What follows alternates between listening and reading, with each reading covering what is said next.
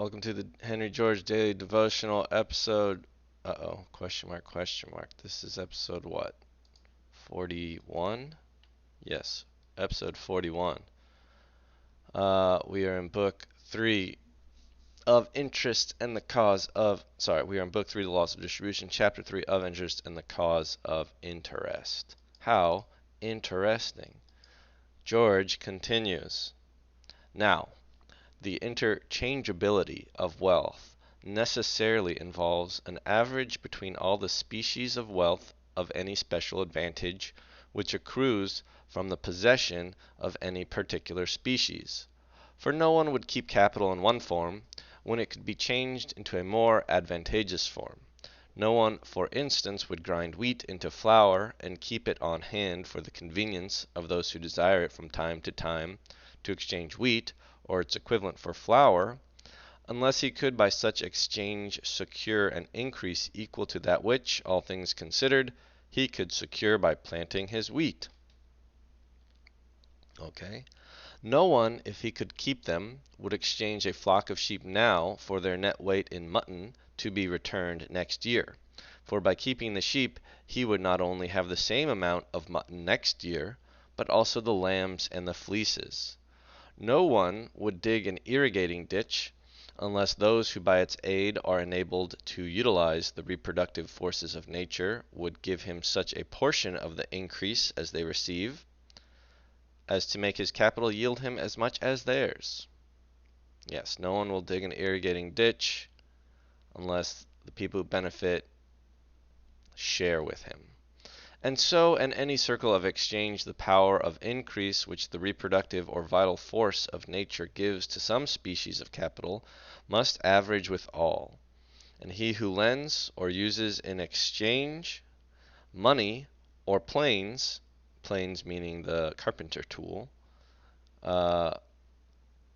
because aeroplanes were not a thing yet, or bricks or clothing, is not deprived of the power to obtain an increase any more than if he had lent or put to a reproductive use so much capital in a form capable of increase. Meanwhile, on YouTube, in the primitive technology channels, which aren't using the irrigation ditch for reproductive forces, I don't know what you're getting at, Table Cat. We continue. There is also in the utilization of the variations in the powers of nature and of man, which is effected by exchange, an increase which somewhat resembles that produced by the vital forces of nature. In one place, for instance, a given amount of labor will secure 200 in vegetable food or 100 in animal food.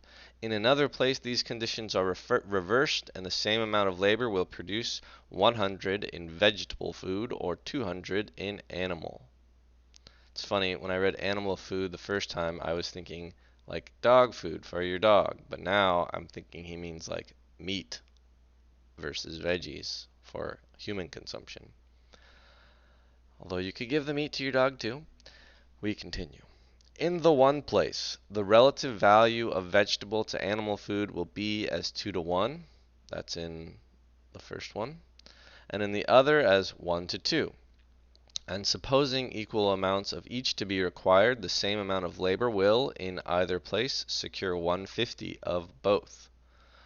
But by devoting labor in the one place to the procurement of vegetable food, and in the other to the procurement of animal food, and exchanging to the quantity required, the people of each place will be enabled by the given amount of labor to procure 200 of both, less the losses and expenses of exchange, so that in each place the produce which is taken from use and devoted to exchange brings back an increase.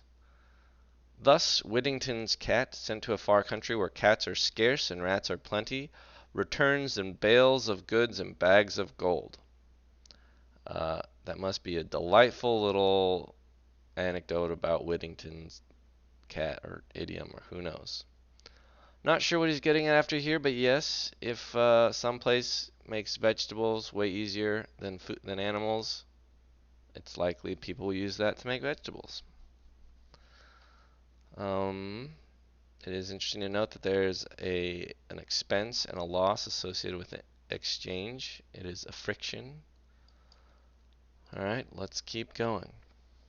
Of course, labor is necessary to exchange as it is to the utilization of the reproductive forces of nature. And the produce of exchange, as the produce of agriculture, is clearly the produce of labor.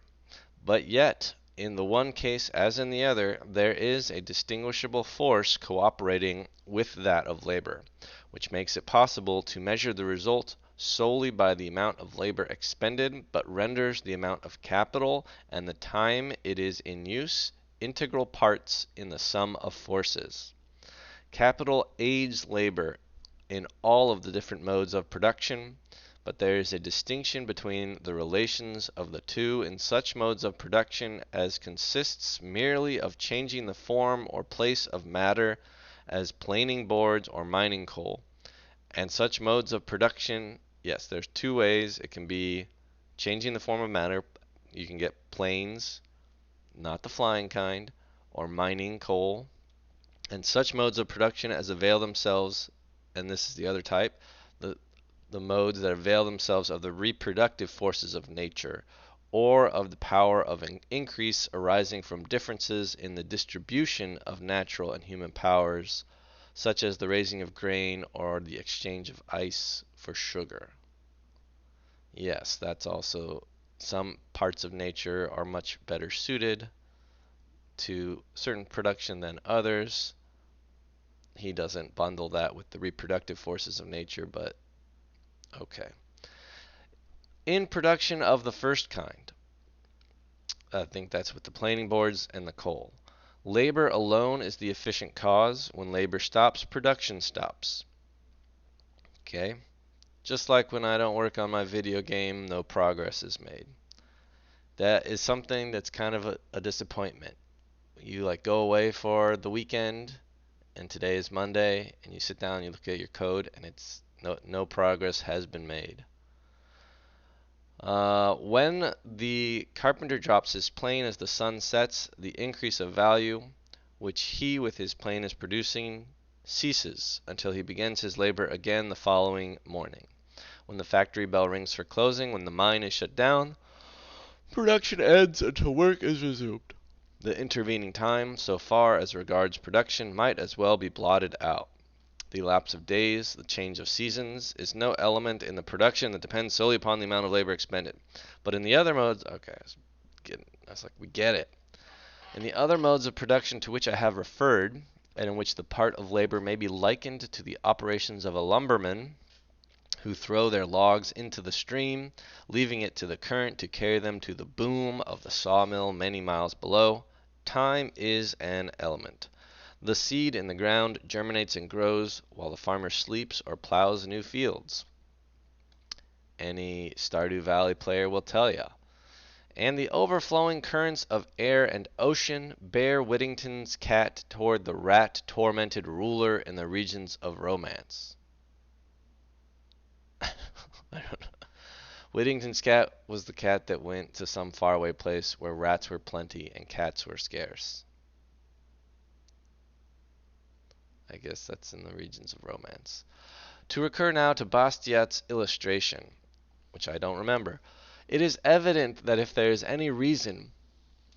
Oh, this is William and James the carpenters. It is evident that if there is any reason why William at the end of the year should return to James more than an equally good plane, which is what he borrowed, it does not spring, as Bastiat has it, from the increased power which the tool gives to labor, for that, as I have shown, is not an element, but it springs from the element of time, the difference of a year between the lending and the return of the plane.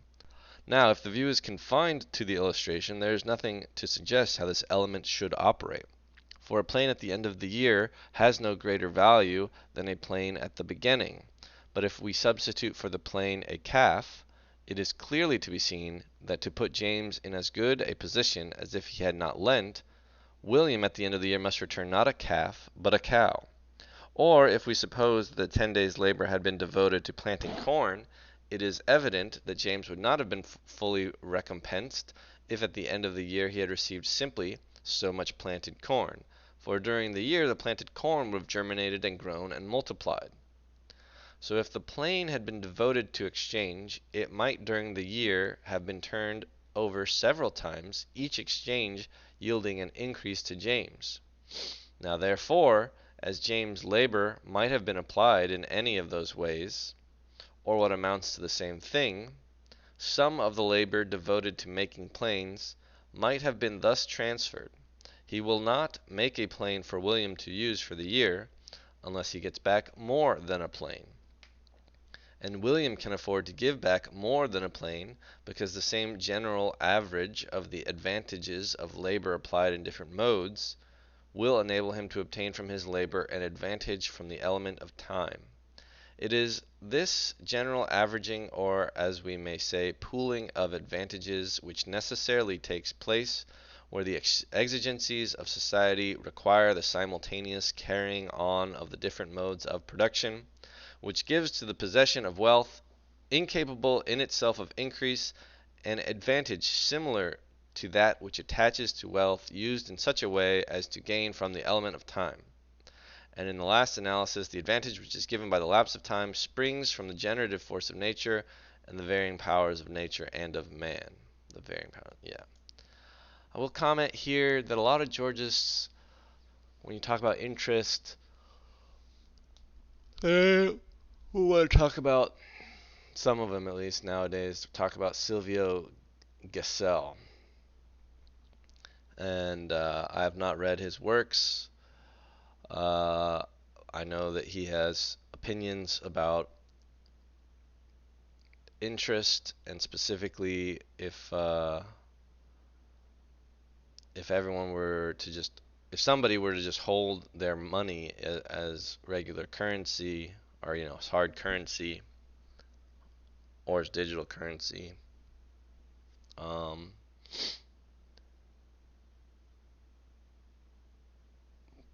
some problems sort of arise. Like if you assume no currency is printed, um, and effectively inflation would be at zero. As more wealth is created, um, each bit of currency points to like a portion of that wealth, and so by like not spending money, your portion of the wealth essentially goes up. I think is something he sort of, I don't know. I really shouldn't be talking about it because I haven't read it.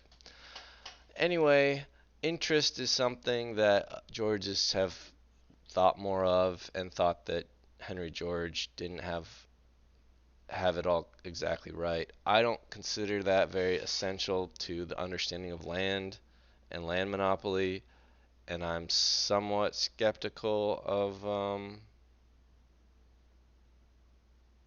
Gesell's amendings or whatever, but I don't even know what they are really. Were the this back to George, or maybe we stop. Yeah, I guess we could stop there. Yeah. This it's very clear to me that, yeah, lending out something that can take advantage of the reproductive forces of nature, like a baby cow or a seed, um, you would have to return the seed plus what nature would have produced in that time to sort of make the other person equal. And I guess I sort of understand that if I lend out, a hammer for a year, I expect to get my hammer back plus, like, an extra nail or something.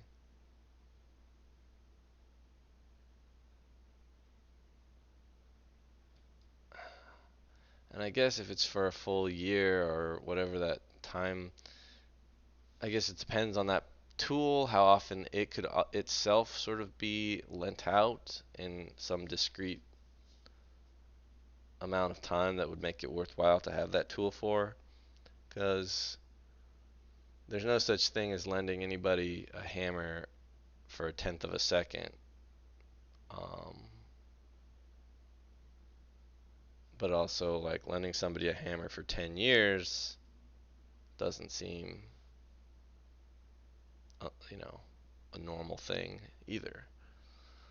Anyway, you guys let me know in the comments. See you later.